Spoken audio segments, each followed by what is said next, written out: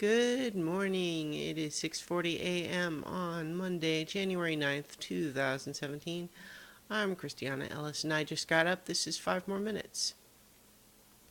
So, I feel like I thought I had something. Maybe I'm more tired than I thought. I was going to say coming back from being a little bit under the weather over the weekend and then not sleeping especially well last night, kind of thought that I was going to be feeling worse than I do right now.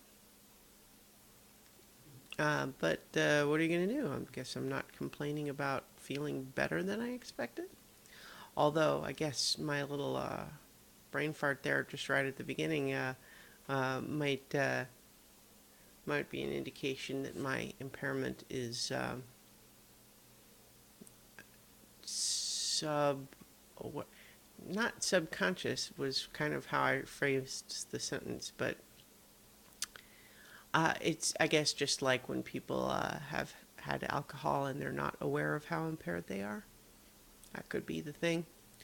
But I don't know, I'm feeling okay. I need to obviously get some caffeine, get a shower, get up and moving. Gotta do that thing. So I watched a little bit of the Troll Hunters Netflix show over the weekend, and it seems pretty good. It's very much in the vein of other DreamWorks animated type shows, like or movies. Imagine like How to Train Your Dragon, but not in a sort of period setting. I guess it's set modern day, but with this sort of whole magical troll underworld. But at least in the first couple of episodes, they're doing some nice building. They're having to introduce a lot of stuff, and yet, at least with the two main kids, Jim and his buddy Toby, and then a couple of the other, sort of like the two main troll helper characters, Blinky and Arg. Yeah, so they're establishing a world. Luna, hey, no, settle down. No, Luna, settle down. Luna, hush, hush. Um, some of what I've heard about the show, though, is that it develops some things more than you'd think as the season progresses. So I'm looking forward to that. I'm definitely going to watch the rest of it. I think I watched the first 4, I think. Meanwhile, it's really cold outside. I mean, all things considered, it's been colder, but it's, sub 20 and with a projected high of 20s. That's cold enough. Cold enough that Luna's feet start to get cold when we're walking outside. Poor little dog just kind of sits down in the snow and tries to pick her feet up and then just looks at me like, help me. So I do. That's how you do when you're a dog mom. Um,